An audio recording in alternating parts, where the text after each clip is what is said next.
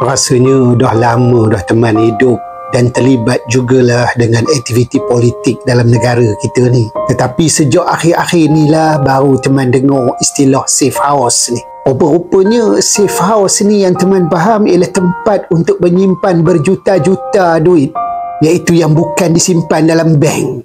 Berbungkus-bungkus duit. Jadi teman tak tahulah sebenarnya apa pandangan Koma tentang safe house ini, yang ceritanya terbawa sampai ke dalam bulan Ramadan ini. Antara cerita panah jugalah dalam bulan Ramadan. Kalau pada teman, perlu ke wujud satu tempat yang dinamakan safe house, tempat nak menyimpan berjuta-juta duit? Apa guna sebenarnya? Adakah ini amalan yang sejak dulu dilakukan ke?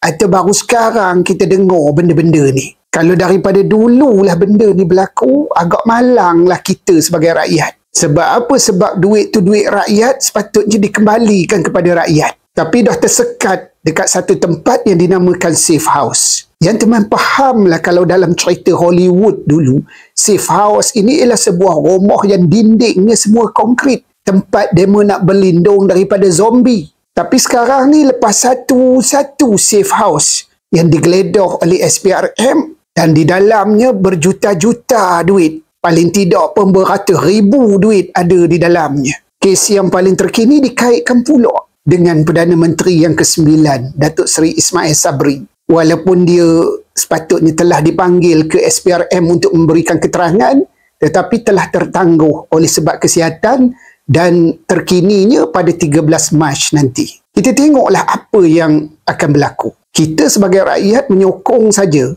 semua tindakan dan juga usaha yang dilakukan oleh kerajaan untuk membela nasib rakyat. Tetapi kita sebagai rakyat tidak bersekongkol dan tidak bersetuju dengan duit rakyat tapi tak sampai ke tangan rakyat. Betul tak, Koma? Itu pandangan yang mudahnya.